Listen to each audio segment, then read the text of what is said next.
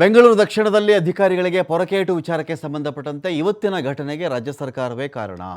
ಕೇಂದ್ರ ಸಚಿವ H D Kumaraswamy ವಾಗ್ದಾಳಿ ಮಾಡ್ತಿರೋದಿಲ್ಲಿ ರೈತ ಮಹಿಳೆಯರೇ ಅಹಿತಕರ ಘಟನೆಗಳಿಗೆ ಮುಂದಾಗಬೇಡಿ, ಕಾನೂನಾತ್ಮಕ ಹೋರಾಟದ ಹೊಣೆ ನಮಗೆ ಬಿಟ್ಟುಬಿಡಿ. ನೀವು ಈ ಥರ ಅಹಿತಕರವಾಗಿ ಪೊರಕೆಯಲ್ಲಿ ಹೊಡೆಯೋದು, ದೊಣ್ಣೆಲ್ಲಿ ಹೊಡೆಯೋದು, ಕಲ್ಲಲ್ಲಿ ಹೊಡೆಯೋದು ಇಂಥ ಕೆಲಸಕ್ಕೆ ನೀವು ಮುಂದಾಗಬಾರದು.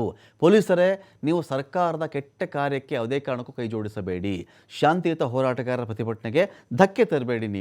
ನೀವು ಸರ್ಕಾರದ ಆಜ್ಞೆಯನ್ನು ಪಾಲಿಸಿದರೆ ಪಾಪದಲ್ಲಿ ನೀವು ಕೂಡ ಭಾಗಿಯಾದಂತೆ. ಹೀಗಾಗಿ ನೀವು ಎಚ್ಚರಿಕೆಯಿಂದ ಇರಿ ಅಂತ ಹೇಳಿ ಎಚ್ಚರಿಕೆ ಕಿವಿಮಾತು ಹೇಳಿದ್ದಾರೆ.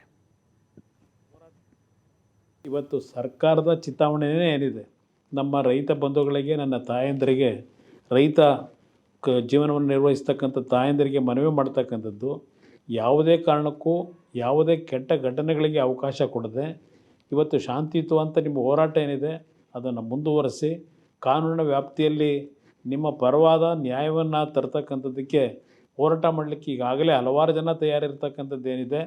ಆ ಹಿನ್ನೆಲೆಯಲ್ಲಿ ನಿಮ್ಮ ಹೋರಾಟದಲ್ಲಿ ಯಾವುದೇ ರೀತಿಯ ಸರ್ಕಾರದ ದೌರ್ಜನ್ಯ ದುರ್ಬಳಕೆಗೆ, ನಿಮ್ಮ ಶಾಂತಿಯುತ ಹೋರಾಟಕ್ಕೆ ಯಾವುದೇ ರೀತಿಯ ವಿರೋಧ ಆಗ್ಬೋದು ಅಂತಕ್ಕಂಥ ನಾನು ಹೇಳಲಿಕ್ಕೆ ಬಯಸ್ತೀನಿ. ಇವತ್ತು ಸರ್ಕಾರದ ಚಿತಾವಣೆಯೇ ಪ್ರೈಮ್ ಟೈಮ್ ಬುಲೆಟಿನ್ ಮತ್ತೆ ಮುಂದುವರಿಯುತ್ತೆ ಬ್ರೇಕ್ ಆದಮೇಲೆ.